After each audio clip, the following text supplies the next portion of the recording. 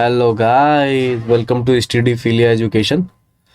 तो दोस्तों, I hope आप सभी अच्छे होंगे, आपकी प्रिपरेशन अच्छे से चल रही होगी। जैसा कि हम सभी जर्मनी के प्रीवियस ईयर के क्वेश्चन के सीरीज को रन कर रहे हैं, है ना, देख रहे हैं, एनालिसिस कर रहे हैं। हालांकि हम एनालिसिस ही कर रहे हैं पेपर की, कैसे क्वेश्चन आ रहे हैं, कैसे पैटर्न है, पहले जेएनयू ने कैसे क्वेश्चन पूछे हैं। सो हम ओवरऑल 20 ईयर्स के जो प्रीवियस ईयर के बीए के लिए जो भी बच्चे अप्लाई कर रहे हैं फॉरेन लैंग्वेज के लिए, और उसी पर्पस को देखते हुए हम प्रीवियस ईयर के क्वेश्चन को एनालिसिस कर रहे हैं और सॉल्व कर रहे हैं, है ना। और काफ़ी इम्पोर्टेंट हो जाता है जब हम प्रिपरेशन कर रहे हो। ये हमारी प्रिपरेशन की स्ट्रेटजी होती है कि हम पहले जो जिसका भी हम पेपर देने जा रहे हैं, जिस भी एग्जामिनेशन का, चाहे वो जेएनयू का हो, जामिया का हो, बनारस हिंदू विश्वविद्यालय का हो, इफ्लू का हो या दून का हो, किसी भी यूनिवर्सिटी का आप देने जा रहे हो या डीयू का ही देने जा, तो आपको पहले पैटर्न समझना होता है कि यूनिवर्सिटी या एग्जामिनर पूछ क्या रहा है, उसके पैटर्न क्या है, प्रीवियस ईयर के पेपर। तो ये काफ़ी इम्पोर्टेंट बन जाता है कि हम प्रीवियस ईयर को पेपर को ज़रूर देखें। दूसरा इसलिए भी क्योंकि मैं जेएनयू को पर्सनली एनालिसिस कर सकता हूँ, और जामिया के भी जो कुछ पेपर्स आते हैं तो उसमें रिपीटेड क्वेश्चन होते हैं प्रीवियस ईयर के। तो जैसे कि मैंने पहले भी बताया था, 2020 में जेएनयू ने ऑलमोस्ट 10 क्वेश्चन रिपीट किए हैं प्रीवियस ईयर के। अगर कोई भी बच्चा प्रीवियस ईयर के पेपर को सॉल्व करके जाए एनालिसिस, 10 नंबर उसके कहीं नहीं गए। तो हालांकि मैं आपको बता दूं, एक एक नंबर काउंट होता है, एक एक नंबर बहुत ही इम्पोर्टेंट होता है ना, जब सिलेक्शन की बारी आती है, जब सिलेक्शन की बात होती है यहाँ पे भी। तो इस चीज़ को हम बिल्कुल भी स्किप नहीं कर सकते, और ये हमारी पहली सीढ़ी है प्रिपरेशन की, है ना। सो स्टार्ट करें तो चलो देखते हैं क्वेश्चन क्या है। ऑलरेडी दोस्तों हमने 19 क्वेश्चन डिस्कस कर लिए हैं 2000 से लेके 2008 तक। आज हम स्टार्ट करेंगे ईयर 2009 के पेपर। जर्मनी के पर्सपेक्टिव में आने वाली वीडियोस में हम अदर कंट्री के पर्सपेक्टिव में, इंडिया के पर्सपेक्टिव में, ऑर्गेनाइजेशन के पर्सपेक्टिव में, है ना, वो और भी सारी चीज़ें हम देखेंगे। अब यहाँ पे आपसे पूछा जा रहा है, who translated the Bible from Latin into German. वो बच्चे जिन्होंने पहले मेरी वीडियोस देखी हैं जर्मनी पे, इंपॉर्टेंट क्वेश्चन के, फैक्ट्स के, वो इस क्वेश्चन को देख के ही आंसर कर लेंगे, है ना। हालांकि मैंने नीचे डिस्क्रिप्टिव आंसर दे रखा है तो आप समझ सकते हो। हालांकि मैंने नाम नहीं दिया है, वो जानबूझ के नहीं दिया है ताकि आप एक बार पहले अटेम्प्ट करो, फिर मैं बताऊँगा, है ना, क्योंकि मैं हूँ इसीलिए यहाँ पे बताने के लिए, आपको समझाने के लिए। सो मैं रिकमेंड भी करूँगा दोस्तों, अगर आपने पहले की वीडियोस नहीं देखी हैं, है ना, आज ये 4th सेट होगा, 4th सीरीज है ना, इस सीरीज का 4th वीडियोस होगा। तो जिसने भी पहले वीडियोस नहीं देखी हैं इस सीरीज की, मैं उनसे रिकमेंड करूँगा वो पहले की भी वीडियोस देखें, ताकि आपकी प्रिपरेशन जो है स्ट्रॉन्ग और कॉन्स्टेंट वे में और तरीके से, है ना, एक जो कॉम्प्रिहेंसिव हमारी लर्निंग है लूसिड वे में, वो हम परफॉर्म करें अच्छे से, है ना, एक सिस्टमेटिक तरीके से। और भी हैं इम्पोर्टेंट, आप जर्मनी की प्लेलिस्ट आप ओपन कीजिएगा, है ना, प्लेलिस्ट में जाके तो आपको मिल जाएंगी सारी वीडियोस। अगर आपको इम्पोर्टेंट क्वेश्चन आपको देखने, उसका अलग मैंने सीरीज प्लेलिस्ट बना रखा है, प्रीवियस ईयर का अलग प्लेलिस्ट है, आपकी कन्वीनियंस के लिए, ताकि आप इजीली ढूंढ पाओ वीडियोस, है ना। तो अब हम इस क्वेश्चन को डिस्कस करते हैं। जो भी बातें मैं बोल रहा हूँ दोस्तों, वो आपकी प्रिपरेशन से रिलेटेड बहुत ही इंपॉर्टेंट है ना। तो देखते हैं। सो अगर देखा जाए इन चारों में से ऑप्शन, बाकी मैं चारों के बारे में तो नहीं बताने वाला, और जो राइट आंसर है इसका मार्टिन लूथर है। ऑलरेडी मैंने इस चीज़ को बताया हुआ है, आगे अभी मैं एक स्लाइड और ऐड किया हूँ, वो मैं बताऊँगा। हालांकि कल के ही वीडियो में मैंने मार्टिन लूथर के बारे में बताया था, और उनकी एक इम्पोर्टेंट बुक के बारे में भी जो उन्होंने लिखी हुई है ना। सो मार्टिन लूथर ने ही ट्रांसलेट किया है बाइबल को, है ना, लैटिन से जर्मन में। अब यहाँ पे आप देख रहे होगे मैंने लिखा हुआ है जर्मन, वर्नाकुलर लैंग्वेज। अब बच्चों के माइंड में आ रहा होगा ये जर्मन वर्नाकुलर क्या है। वर्नाकुलर इज नथिंग दोस्तों but just the way everyday language we use including slang words that's used by people everyday life we are using है ना। तो हाँ, बोल चाल की भाषा में आप बोल सकते हो जर्मन की, है ना। तो ताकि लोग इजीली अंडरस्टैंड कर पाएँ वहाँ के लोग। पहले क्या था दोस्तों, मैं आपको स्टोरी बताऊं, लैटिन में जब बाइबल लिखी हुई थी तो जो कलर्जी थे वहाँ के, जो पोप थे, वो काफ़ी लोगों को मैनिपुलेट करते थे क्योंकि उनको पढ़नी नहीं आती थी, बाइबल किसी ने पढ़ा नहीं था। तो मेन ये भी कारण था जब मार्टिन लूथर ने इसको ट्रांसलेट किया जर्मन लैंग्वेज में, लेमन लैंग्वेज में, जो लोगों को समझ में आ रही थी जर्मन पीपल के। तो काफ़ी लोग पॉप ऑफ कलर्जी को भी मानने से मना किया। और जो मार्टिन लूथर ने अपने प्रिंसिपल दिए, इस पे अपने विचार दिए अपने है ना, जो 95 थीसिस की बुक लिखी, उसमें जो अपने उससे काफ़ी लोग इन्फ्लुएंस भी हुए, जिसकी वजह से प्रोटेस्टेंट ये जो ग्रुप बना, मार्टिन लूथर के जो फॉलोअर थे प्रोटेस्टेंट पीपल और जो कैथोलिक चर्च को मानने वाले अलग अलग दो ग्रुप थे। मैंने कल भी बताया था और पहले भी मैं बता, तो इस पर मैं ज़्यादा नहीं जाऊँगा। सो मेरे कहने के मतलब यही है। तो इससे पहले पॉप ऑफ कलर्जी थे, थोड़े भ्रष्ट थे, आप ये बोल सकते हो करप्ट थे, लोगों को मिसलीड मिसगाइड और ये समझ लो बहुत सारी चीज़ें उनके साथ बुरा होता था गॉड के नाम पे, बाइबल के नाम पे कि बाइबल में लिखा है समथिंग। और ऐसा होने पे लोगों को सहूलियत मिली, उन्होंने बाइबल पढ़ा और बाइबल को ही मानने लगे। सो ये बेसिक क्वेश्चन था। ये जो स्लाइड मैंने कल भी ऐड की थी, इनकी एक फेमस बुक है द 95 थीसिस, है ना। तो ये मार्टिन लूथर है, इनको इस पिक्चर से रिलेट कर लो उस नाम से। इनकी दो एक तो इन्होंने जो लैटिन बाइबल था उसको जर्मन में ट्रांसलेट किया है, दूसरा इन्होंने 95 फेमस बुक है, और भी बुक्स लिखी है लेकिन ये फेमस बुक है वन ऑफ द। तो ये देख सकते हो प्रोटेस्टेंट रिफॉर्मेशन में काफ़ी महत्वपूर्ण रही है बुक, और लोगों के बिलीफ के लिए, है ना, कि लोग सिर्फ बाइबल को मानते थे, पॉप एंड कलर्जी को नहीं मानते थे, जो प्रोटेस्टेंट ग्रुप है जर्मन का। और भी दुनिया में जो आसपास की यूरोपियन कंट्री हैं वहाँ पे और भी हैं जो प्रोटेस्टेंट क्रिश्चियन हैं, ऐसे आप मान सकते हो, है ना, जो बाइबल को ही मानते हैं। आगे बढ़ते हैं दोस्तों।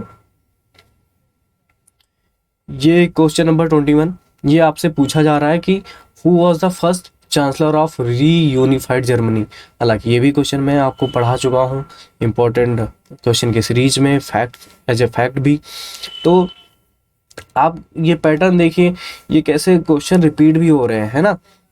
अभी 2 दिन पहले ही एक वीडियो मैंने बनाई थी जहाँ पे मैंने क्विज किया था, उस क्विज में भी मैंने इस क्वेश्चन को ऐसे रखा था, थोड़े अलग तरीके से। तो यहाँ पे आपको 4 नेम है, इनमें से आपको राइट आंसर सेलेक्ट करना है। मैं चाहूँगा एक बार आप अटेम्प्ट कर ले, फिर मैं इसको बताऊँ। आई होप सबने अटेम्प्ट कर लिया होगा इस क्वेश्चन को, और जिनको राइट आंसर नहीं पता तो मैं इसका राइट आंसर बता रहा हूँ। हेलमत कॉल है, और सॉरी दोस्तों, माफ करना, ये है हेलमत कॉल, ये पिक्चर को रिलेट कर सकते हो। और ये पहले चांसलर बने जर्मनी के, रीयूनिफिकेशन जर्मनी का आप बोल सकते हो, इन 1990 में, है ना। तो ये चीज़ देख सकते हो, इनको रिलेट कर सकते हो। और अगर आपसे फर्स्ट चांसलर यूनिफाइड जर्मनी का पूछा जाए, वो भी मैंने बताया है, ओटोमन बिस्मार्क। और एक और हैं जो FRG के फर्स्ट चांसलर थे, वो भी आपको बताना है। हालांकि वो पर्सनालिटी मैंने आगे इस स्लाइड में ऐड की है क्योंकि वो ऐसा क्वेश्चन आया था, तो उनको भी आप देखेंगे, है ना। आगे हम देखते हैं। ये अगला क्वेश्चन यहाँ पे आपसे पूछा जा रहा है, who of the following lost his position as both the state and party leader of East Germany GDR on October 18 in 1989। ये क्वेश्चन 2010 का है। यहाँ पे एक नेम आपको जाना पहचाना लग रहा है ना, तो एक ऑप्शन तो नहीं हो सकता, हमें पता है। तो बाकी 3 ऊपर के ऑप्शन है, इनमें से कोई एक आंसर है। अगर आप सभी को पता होगा, जिन्होंने प्रीवियस ईयर के क्वेश्चन सॉल्व किए होंगे, है ना, आर गुप्ता को फॉलो कर रहे हैं, उनको पता होगा तो उन्होंने सॉल्व भी किया होगा। हालांकि नहीं तो आपका रिवीजन भी हो जाएगा, अगर जिसने बिल्कुल नहीं किया तो उसको पता भी चलेगा। यहाँ पे मैं आपको डायरेक्टली आंसर नहीं देने वाला, आगे चीज़ें देखते हैं, इसका आंसर आप खुद भी कर लोगे उसको समझने के बाद। पहला नेम है वॉल्टर का, ये एक जर्मन पॉलिटिशियन है। इनके बारे में बताऊं तो टीशियन है नहीं, ये थे, है ना, जर्मन पॉलिटिशियन। और ये किसके थे? ये कम्युनिस्ट पॉलिटिशियन है जर्मन के। बट अगर देखा जाए ये जो वॉल्टर हैं,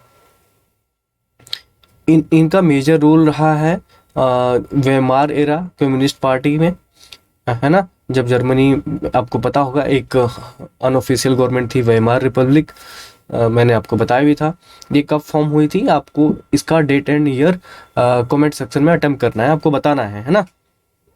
और बाकी दोस्तों, अगर जिसका भी आपको कमेंट अच्छा लगे, जो क्विज में कर रहा हूँ उनके आंसर कर रहे हैं, उनको दिल खोल के लाइक दीजिएगा। आगे ये देखते हैं। और ये आगे चल के जर्मन डेमोक्रेटिक रिपब्लिक जो ईस्ट जर्मनी थे, जर्मनी था, उसके भी नेता थे, आप एक तरीके से बोल सकते हो, लीडर थे, है ना। तो एक तो ये है, तो इससे आपको समझ में आना चाहिए कि क्या ये आपसे जो क्वेश्चन पूछा जा रहा है उससे रिलेट कर रहा है। आई होप आपने स्क्रीनशॉट लिया होगा क्वेश्चन का, एक बार आप दोबारा देख लो। यहाँ पे पोजीशन को खो देने की बात कही जा रही है, lost his position as both the state and party leader of East Germany से और स्टेट से भी। तो यहाँ पे ऐसी कोई बात है भी नहीं ना, तो मैंने लिखी है, क्योंकि है नहीं तो लिखने का कोई फायदा नहीं। तो एक ऑप्शन हमने एलिमिनेट कर दिया है। अगला ऑप्शन देखते हैं। यहाँ पे रिच है, और ये भी जर्मन कम्युनिस्ट पॉलिटिशियन थे, who led East Germany from 1971 until shortly before the fall of Berlin Wall in अक्टूबर 1989। और ये भी पॉलिटिशियन है जर्मन के। यहाँ पे आपको समझाया जा रहा है इनका जो टाइम पीरियड था 1971 से लेकर 1989, वो भी जो जर्मनी का बर्लिन वॉल था उसको गिराने से पहले का। तो आगे देखते हैं एक और ऑप्शन, ये पिक्चर है, उनको रिलेट कर सकते हो। ये है मिस्टर एगोन, तो ये भी फॉर्मर ईस्ट जर्मन पॉलिटिशियन थे, who was the last communist leader. अब यहाँ पे आई नहीं बात, ये चीज़ आपको समझ में आ रही होगी, वो ये लास्ट कम्युनिस्ट लीडर हैं ऑफ ईस्ट जर्मनी के during the final month of 1989। और ये भी पूछा जा रहा है यहाँ पे फाइनल मंथ की बात आ गई, इतना तो आप समझ गए होंगे आंसर अब, अक्टूबर, है ना। और 1989 यहाँ पे भी आप देख सकते हो, ऑलमोस्ट फाइनल मंथ ही होता है अक्टूबर के। He succeeded Erich Honecker as the general secretary of the ruling socialist unity party of Germany, but was force to resign only week later when the Berlin wall fell. तो ये आपको hint मिल गया होगा, यही है question का answer. तो आपको देख लेना है, इनको फोर्सली रिजाइन करना पड़ा था, रिजाइन कराया गया था बर्लिन वॉल के गिरने से 2 वीक बाद, है ना। तो आई होप आपको आंसर मिल गया होगा इस क्वेश्चन का। अगर नहीं, अभी भी कोई डाउट है तो आप कमेंट कर सकते हैं और पूछ सकते हैं अपने डाउट को, but be specific to the question. आगे बढ़ते हैं दोस्तों। अगला क्वेश्चन मैं आपके लिए ले रहा हूँ यहाँ पे, ये भी 2010 में पूछा गया आपसे। क्वेश्चन है the construction of the Berlin wall बेगन ऑन, और ये क्वेश्चन भी 2020 में आया ही है। आप समझ सकते हो कि जो कुछ इंपॉर्टेंट क्वेश्चन है काफ़ी टाइम रिपीट हो रहे हैं, तो ये आपको वेरी वेरी इंपॉर्टेंट लेके चलना है, और कभी भी पूछा जा सकता है ऐसे क्वेश्चन जो 3 बार 4 बार रिपीट हो रहे हैं, पूछते भी हैं, जेन्यू पूछ ही लेता है। इफ्लू भी ऐसे ही क्वेश्चन पूछता है आपके पैटर्न। मैं हालांकि पेपर कलेक्ट करूंगा इफ्लू के, तो मैं उसको भी डिस्कस करूंगा, जैसे मैं जर्मनी अभी जेएनयू का डिस्कस कर रहा हूँ सारे पेपर प्रीवियस ईयर के, वैसे इफ्लू के भी करेंगे, है ना, एनालिसिस भी करेंगे। तो एक बात तो आपको समझ में आ रही है कि जो रिपीट हो रहे हैं क्वेश्चन वो इम्पोर्टेंट है, आपको ध्यान में रखना है। और जो भी क्वेश्चन पूछे गए हैं जेएनयू में तो वो तो एग्जाम में पूछे गए हैं, तो वो पूछे भी जाएंगे, है ना। तो अब यहाँ पे बात आती है कि ये हालांकि आपको आंसर पता ही चल गया होगा, मैंने स्क्रीन पे लिखा हुआ है। तो जो इसका कंस्ट्रक्शन स्टार्ट हुआ था अगस्त 13 1961 में, और किसके द्वारा? जीडीआर, जो ईस्ट जर्मनी था, है ना, कम्युनिस्ट गवर्नमेंट, यूएसआर का दबदबा था ईस्ट जर्मनी पे, जिसको जर्मन डेमोक्रेटिक रिपब्लिक भी बोलते थे, है ना। हालांकि रिपब्लिक वर्ड था बट ऐसा कुछ था नहीं रिपब्लिक जैसा यहाँ पे ईस्ट जर्मनी में। सो आपको पता ही चल गया होगा कि ये कब स्टार्ट हुआ था बर्लिन वॉल, और गिराया कब गया था, अभी हमने इसके पहले वाले क्वेश्चन में ही पढ़ा है। आगे देखते हैं दोस्तों अगला क्वेश्चन। हालांकि ये पिक्चर है जब ये बर्लिन वॉल कंस्ट्रक्ट की जा रही थी, आप देख सकते हो, रिलेट कर सकते हो इस क्वेश्चन से, है ना। इसीलिए मैं लगाता हूँ पिक्चर, ताकि आप इसको एक स्टोरी के तरीके से समझें और पढ़ें और मेमोराइज करने की कोशिश करें, आपको रटना नहीं है। ये पहले एक दिन पहले भी मैंने ये पिक्चर लगाई थी बर्लिन वॉल की, जिसमें East and West Germany divide कर दिया गया था इस वॉल से, और काफ़ी स्ट्रॉन्ग फेंसिंग भी थी, है ना। आप देख सकते हो यहाँ से कोई स्केप नहीं कर सकता था जल्दी से, अगर कोई कोशिश भी करता था तो गार्ड होते थे, पुलिस होती थी, गोली मार दी जाती थी सीधे। बट बहुत लोग स्केप कर जाते थे, वो तरीका अलग था, सीधे इसको क्रॉस ना करके दूसरे तरीके से दूसरी कंट्री से होके स्केप करके लोग चले भी जाते थे। तो ऐसा क्यों करते थे लोग, क्यों जाना चाहते थे, ऐसे दीवार क्यों बनाई गई थी? आपके माइंड में हमेशा सवाल पैदा हो रहा होगा। क्योंकि मैं आपको बताऊं दोस्तों, जो वेस्ट जर्मनी थी, है ना, वो काफ़ी डेवलप थी। अगर उसको सैटेलाइट से भी देखते तो अलग ही नज़र आती थी वेस्ट जर्मनी, वहाँ की लाइट्स एंड ऑल। तो कई बार लोग, बड़ी इंटरेस्टिंग सी कहानी है, उस दीवार के साइड से जो सिंगर हैं सॉन्ग गाते, तो इस साइड के जो ईस्ट जर्मनी के लोग थे उनको सुना करते थे। और काफ़ी डेवलप हो चुकी थी, लोगों को भी समझ में आ रहा था कि हम एक हैं, हमें यूनाइट होना है, हमें डिवाइड किया गया है। और वेस्ट जर्मनी काफ़ी डेवलप है इकोनॉमिकली एंड तरीके सारी चीज़ें, है ना। तो लोग वहाँ पे जाना चाहते थे, उनको जॉब चाहिए थी, सारी चीज़ें, फैसिलिटी, लाइफ स्टाइल, तो लोग उधर जाने के लिए जाना चाहते थे। बट जो यूएसएसआर था, ईस्ट जर्मनी के लीडर थे वहाँ पे, वो जाने नहीं देते थे इनको, है ना। अगर कोई स्केप करने की कोशिश करता था, वेस्ट जर्मनी जाना चाहता था, उसको मार दिया जाता था, है ना। आगे देखते हैं। अब दोस्तों ऑलरेडी हम 2010 के क्वेश्चन डिस्कस कर चुके हैं। अब ये क्वेश्चन है 2011 का, पूछा जा रहा है आपसे, which of the German chancellor receive the Nobel prize for peace. ये क्वेश्चन हालांकि मैंने क्वेश्चन पहले नहीं देखा था, बट ऑलरेडी मैं ये डिस्कस करा चुका हूँ फैक्ट के तरीके से। तो जिन्होंने भी मेरी सीरीज ये फॉलो की होगी, जर्मनी की वीडियोस देखी होंगी, उनको ये आंसर आ गया हो गया। तो यहाँ पे तो अगर एलिमिनेशन मेथड से जाएं, लुडविग एरहार्ड हो ही नहीं सकते, कोनार्ड एडनर ये एफआरजी के फर्स्ट चांसलर थे, इनको कोई नोबेल प्राइज़ नहीं मिला है, लुडविग एरहार्ड को भी नहीं मिला है, तो दो तो निकाल ही दो। अब बचते हैं दो ऑप्शन आपके पास, हेलमट सचमिट और विली ब्रैंड। इन दोनों के लिए हम आगे देखते हैं। ये है, थोड़ी सी बात कर लेते हैं लुडविग एरहार्ड के बारे में। ये जर्मन पॉलिटिशियन थे जो कि सीडीयू से थे। सीडीयू आप ये कह सकते हो, फेडरल रिपब्लिक ऑफ जर्मनी, है ना, एफआरजी, फ्रॉम 1963 अंटिल 1966। और ये इसलिए इतना फेमस है क्योंकि इन्हीं की लीडरशिप में जो जर्मनी की इकोनॉमी थी मैसिव तरीके से बूम की थी, है ना। जो कि यहाँ पे जो मैंने येलो कलर में हाईलाइट किया हुआ है, इसको आप पढ़ सकते हो, leading the West German post war economic reforms. काफ़ी अच्छे से इकोनॉमिक रिफॉर्म लाए थे, इकोनॉमिक रिकवरी हुई थी वर्ल्ड वॉर 2 के बाद। ये लीड कर रहे थे एज ए इकोनॉमिस्ट, ये समझ सकते हो, है ना। लीडरशिप थी इनकी इकोनॉमिक ग्रोथ करने के लिए जर्मन की, और इसी को इकोनॉमिक मिरेकल कहा गया है। तो इनको काफ़ी ज़्यादा श्रेय जाता है इकोनॉमिक मिरेकल के लिए जर्मनी के, है ना। और ये क्या थे, ये किसके अंडर थे? कोनार्ड एडोनर, जो जर्मनी के एफआरजी के, आप ऐसे बोल सकते हो, वेस्ट जर्मनी एफआरजी के फर्स्ट चांसलर थे कोनार्ड एडोनर। उन्हीं के अंडर ये मिनिस्टर ऑफ इकोनॉमिक्स अफेयर में वर्किंग थे। तो इन्होंने कमान संभाली थी एज ए इकोनॉमिस्ट, तो एज ए लीडरशिप ये लीड कर रहे थे जर्मनी के इकोनॉमिक रिकवरी के लिए। तो इसीलिए कोनार्ड एडोनर का भी नाम आता है और इसलिए फेमस है।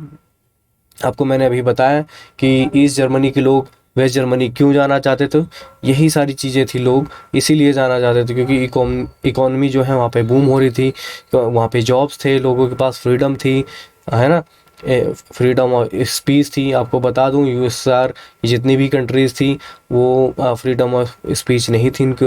अगर कोई कुछ बोलता भी था सरकार के खिलाफ उसको क्रूसीफाइड या किसी भी तरीके से मार दिया जाता था, जैसे कि अभी चाइना में है, आप लोग देखते हैं ना, है तो कम्युनिज्म चाइना में भी कम्युनिस्ट पार्टी है ही, एक ही पार्टी है, ऐसे ही रसिया में भी थी और अभी भी है, एक ही पार्टी, सिंगल पार्टी रूल कर रही है। तो यहाँ पे देखा जाए, आगे बढ़ते हैं, बाकी करंट अफेयर वाली चीज़ें हम बाद में डिस्कस करेंगे, जो अभी रसिया में या चाइना में क्या चल रहा है, हम अब बात की बात है, हम जब पढ़ेंगे तब हम डिस्कस करेंगे। अभी हम जर्मनी के पर्सपेक्टिव से पढ़ रहे हैं, तो इन्हीं को हमें ध्यान देना है। तो ये नाम भी आपको याद रखना है और काफ़ी इम्पोर्टेंट है इकोनॉमी से जर्मनी के, है ना, रिकवरी जो हुई थी, इकोनॉमिक रिकवरी, तो इम्पोर्टेंट नेम है, इसको याद रख सकते हो, फेस और नेम, तो इस तरीके से याद रखो ताकि कल को कोई ये क्वेश्चन पूछा भी जाए, अगर हो सकता है, ज़्यादा चांसेस भी हैं, पूछ भी सकता है, जेन्यू या कोई इफ्लू दून, जहाँ पे भी एग्जामिनेशन आप दे रहे होगे जिस भी यूनिवर्सिटी के लिए, तो ये इम्पोर्टेंट है German, as a German language आप जब पढ़ने जा रहे हो, है ना। तो आगे देखते हैं। अगेन अब तो आंसर आपको मिल ही गया होगा। तो ये है विली ब्रैंड, ये farmer chancellor of federal Republic of Germany के ये भी चांसलर थे, और कब से कब तक, 1969 से लेके 1974 तक। और इन्होंने एक टर्म कॉइन किया था, वॉल ऑफ सेम, वो भी reference of the Berlin wall. आपको पता ही है बर्लिन वॉल जो बनाई गई थी 1961 में 13, है ना, उसको, तो उसको ही इन्होंने एज ए रेफरेंस लेके वॉल ऑफ सेम का एक टर्म कॉइन किया था, है ना। तो ये भी एक इम्पॉर्टेंट क्वेश्चन है, आपसे पूछा जा सकता है। और जो इम्पोर्टेंट क्वेश्चन, इस क्वेश्चन का आंसर है यही है, विली ब्रैंड है, जिनको नोबेल पीस प्राइज अवार्ड किया गया था 1971 में। और क्यों किया गया था, यहाँ पे नीचे ये मैं पहले भी बता चुका हूँ, अभी भी बताता हूँ आपको। यूरोपियन इकोनॉमिक कम्युनिटी थी, उसको बढ़ाने में, उसको मजबूत करने में, उसको स्ट्रेंथ करने में इनका काफ़ी बड़ा कोऑपरेशन रहा था वेस्टर्न यूरोप में, और है ना। तो और भी देख सकते हो बहुत सारी चीज़ें अचीव की थी, reconciliation between West Germany and countries of Eastern Europe में, है ना, काफ़ी ज़्यादा इनका कोलैबोरेशन रहा है आपस की कंट्री में एज ए वेस्ट जर्मनी को प्रमोट करने में। तो इसीलिए इनको नोबेल पीस प्राइज़ दिया गया, ताकि क्योंकि आपको पता था जर्मनी एक ऐसे टाइम से गुजरा है, World War I and World War II, तो हालांकि एक ऐसी कंट्री का लीडर जब आसपास की कंट्री हो या नेबरिंग कंट्री हो, उनसे समझौता करें, आगे की चीज़ें, इकोनॉमी एक तरीके से, ट्रेड वगैरह सब कुछ नए तरीके से सुचारू रूप से लागू करे, है ना। तो कोई ऐसी भावना ना रखे कि वॉर करनी है सारी चीज़ें या बदले की भावना हो, तो ऐसा कुछ नहीं था। तो इसीलिए इनको नोबेल पीस प्राइज़ दिया गया था। आगे देखते हैं, ये हेलमट सचमिट हैं, जो कि एक ऑप्शन और था जो मैंने दो आपको बताए थे, तो इनको भी देख सकते हो। ये भी एक जर्मन पॉलिटिशियन रहे थे और member of the Social Democratic Party of Germany के। और देखा जाए who serve as chancellor of the Federal Republic of Germany from 1974 to 1982 तक, ये भी चांसलर रहे थे जर्मनी के। तो एक इम्पोर्टेंट पर्सनालिटी है, इनको भी आप याद रख सकते हो। और इन्होंने जर्मनी में डिफेंस एंड फाइनेंस में भी अपना योगदान दिया है। तो है इनका नाम आप रिमेंबर कर सकते हो, पूछा जा सकता है, but not very very important, but just important, आप याद रख लो। अगेन नाम आता है कोनार्ड एडनोर का, जो कि फर्स्ट चांसलर रह चुके हैं। मैं आपको काफ़ी बार रटा चुका हूँ अब तक, तो आपको याद भी हो गया होगा ये question. The Federal Republic of Germany के, वेस्ट जर्मनी जिसे हम बोलते हैं, 1949 से 63 के बीच तक, है ना। आगे देखते हैं, अगला क्वेश्चन हम ले रहे हैं। ये दोस्तों एक क्वेश्चन यहाँ पे अभी पूछा जा रहा है, एक क्वेश्चन और आएगा आगे, और ऐसे क्वेश्चन भी पूछे जाते हैं। हालांकि जिस जिस कंट्री में डोमिनेशन है ऑटोमोबाइल सेक्टर का, तो वहाँ से क्वेश्चन पूछे जाते हैं जब भी आप पढ़ रहे हो, चाहे वो आपका जापान हो, साउथ कोरिया हो, या आपका जर्मनी हो, यहाँ से तो पूछे ही जाते हैं। तो यहाँ से आपसे एक क्वेश्चन पूछा जा रहा है, which German firm coined the slogan. हालांकि ये जर्मनी में दिया गया है, मैं कोशिश करता हूँ इसको प्रोनाउंसिएशन करने के लिए। वोर स्प्रंग डर्च टेक्निक, जिसका मतलब है इंग्लिश में एडवांसमेंट थ्रू टेक्नोलॉजी। तो यहाँ पे सीधे आपसे पूछा जा रहा है, इस टर्म को किस कंपनी या कौन सी फर्म है जर्मनी की जिसने कॉइन किया है ना, किसका स्लोगन है। तो सीधे सी बात है, आपको स्क्रीन पर दिख रहा है ये लोगो, ऑडी ऑटोमोबाइल कंपनी है ना, मल्टीनेशनल कंपनी। तो इन्होंने ही ये टर्म कॉइन किया हुआ है, एडवांसमेंट थ्रू टेक्नोलॉजी, ये आपको याद रखना चाहिए। बाकी इसका हेडक्वार्टर कहाँ है दोस्तों, ये आप सर्च कीजिएगा, ये आपके लिए एक होमवर्क है, और कमेंट सेक्शन में इसका रिप्लाई कीजिएगा, है ना। बाकी 3 और कंपनी है ये भी, तो इनको भी आप देख लीजिएगा किससे रिलेटेड है। ये भी ये 2 तो ऑटोमोबाइल कंपनी है, और ये भी टूल एंड इंजीनियरिंग से related, machinery tool and famous company है जर्मनी की, आपने देखे होंगे। और ये भी एक कंपनी है, इसको भी आप देख लेना जर्मनी की। तो आपको वहाँ की फेमस जो कंपनी है, मल्टीनेशनल कंपनीज हैं जर्मनी की, उनके बारे में भी देखना, और उनके हेडक्वार्टर से पूछे जाते हैं। आगे देखते हैं, अगला क्वेश्चन पूछा जा रहा है, which of the following is a German port town.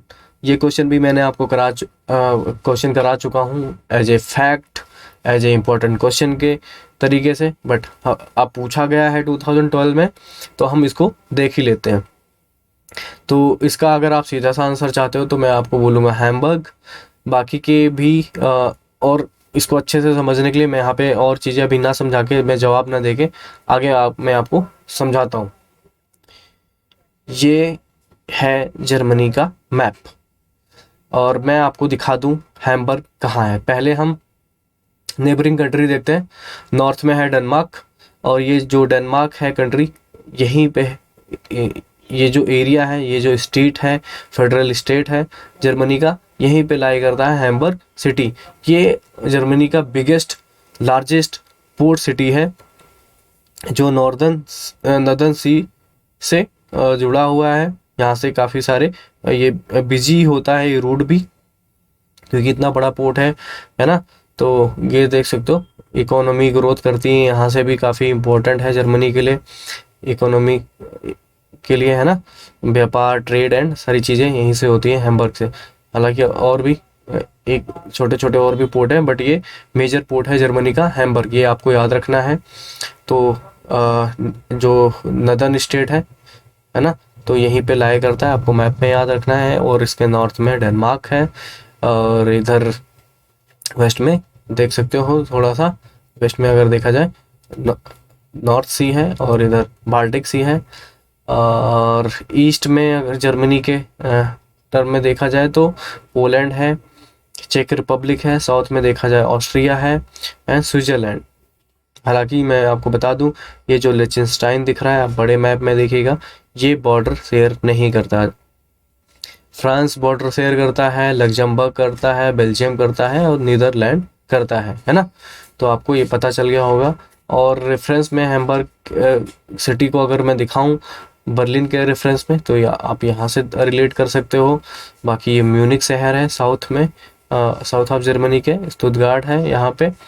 और म्यूनिक जो शहर है, कैपिटल है बवेरिया, जो कि फेडरल स्टेट है, जर्मनी का, ये भी आपको याद रखना है। यहाँ पे मेन रिवर है जहाँ पे फ्रैंकफर्ट शहर है। आगे एक मैप और देखते हैं यहाँ पे और अच्छे से अंडरस्टैंड करने के लिए। यह है आपका हैम्बर्ग पोर्ट, यहाँ से है ना सारे ट्रेड होते हैं। नॉर्थ सी है, बाल्टिक सी है जैसे मैंने बताया था, पोलैंड है, चेक रिपब्लिक है, ऑस्ट्रिया है, Switzerland, France, Luxembourg, Belgium, Netherland, है ना। अब यहाँ पे देखते हैं शहर, ये है आपका फ्रैंकफर्ट और ये है आपका म्यूनिक। आते हैं यहाँ पे है ना, बर्लिन शहर है आपका, यह है हैम्बर्ग, यह है हनोवर, यह है क्लोन्स, ये है आपकी राइन रिवर, काफ़ी इंपॉर्टेंट रिवर है, तो आप देख सकते हो उसको भी। तो आई होप चीज़ें क्लियर हो गई होंगी आपको मैप के थ्रू, तो है ना। बाकी और भी जो शहर हैं ये आपका टास्क बन जाता है, आप चाहो तो इनको भी मैप में देख सकते हो। हालांकि मैंने बर्लिन, हैम्बर्ग, फ्रैंकफर्ट, म्यूनिक ये चीज़ें मैंने आपको दिखा दी, आप खुद से भी ये टास्क कर सकते हो। आगे बढ़ते हैं दोस्तों। अगेन मैंने बोला था एक क्वेश्चन और आया है 2012 में, वहाँ की ऑटोमोबाइल कंपनी से पूछा गया है, तो आपको ये सावधानी बरतनी है। बाकी और भी जो पॉपुलर कंपनी है, जो वेल नोन है, फेमस कंपनी है ऑटोमोबाइल कंपनी जर्मनी की, उसके बारे में पढ़ना है, उसके हेडक्वार्टर और उनके लोगो और उसका मतलब क्या है ना। तो मैं आपको यहाँ पे बताऊँ, आपसे पूछा जा रहा है which automobile company uses the slogan Das Auto. ये भी मैं आपको पढ़ा चुका हूँ और जब आप प्रीवियस वीडियोस भी देखेंगे आपका रिवीजन भी हो जाएगा। जिन्होंने देखा होगा उनका रिवीजन ऑलरेडी हो रहा होगा, है ना। तो ये सीधे आपको लोगों से देख के पता चल गया होगा किसके बारे में हम बात कर रहे हैं, वोल्क्सवैगन, जिसका जर्मन वर्ड है दास ऑटो। ये हिटलर के रिक्वेस्ट पे एक मोटर कार बनाई गई थी। दास ऑटो जिसका मतलब होता है पीपल्स कार, पीपल्स ऑटोमोबाइल, है ना, इन जर्मन दास ऑटो। तो इसका मतलब आप समझ गए होंगे, इसका मतलब क्या होता है, पीपल्स कार लोगों के लिए बनाई गई थी। हिटलर ने रिक्वेस्ट किया था इस कार के लिए, तो आप देख सकते हो ये लोगो आपसे परिचित होगा, रिलेट कर सकते हो इस ऑटोमोबाइल। बाकी और भी ये जो ऑप्शन में है, इनके हेडक्वार्टर किस कंट्री से बिलोंग करते हैं ये गाड़ियाँ। हालांकि दो तो मैं आपको अभी इसी वीडियोस में बता चुका हूँ, दो और बचते हैं, इनको भी आप देख लीजिएगा एज ए होमवर्क। अगेन अब बात कर लेते हैं इसी कंपनी के हेडक्वार्टर की। मैं आपको बताना चाह रहा था बर्लिन के रेफरेंस में, ये बर्लिन है जर्मनी है, ये हैम्बर्ग है। अभी हमने देखा था पोर्ट सिटी या, है ना।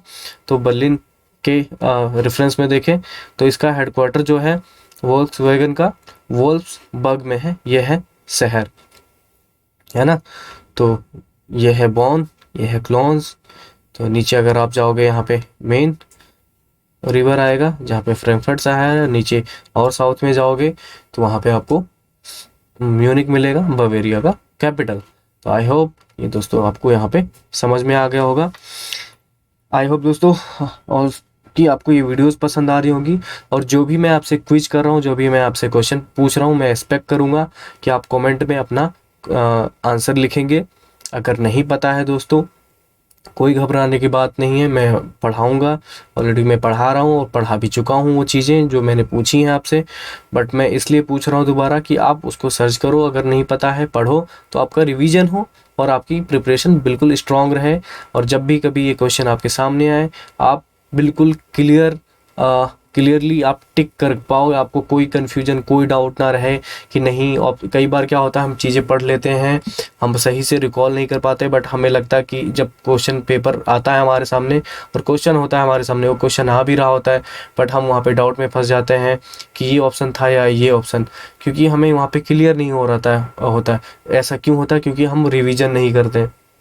और हमारी स्ट्रेटजी में, हमारी पढ़ाई में रिवीजन एकमात्र तरीका है, एकमात्र सीढ़ी है जो कि सारे डाउट, सारे चीज़ें क्लियर रख सकता है और हमें एक अच्छे मार्क्स दिला सकता है एग्ज़ाम में, है ना।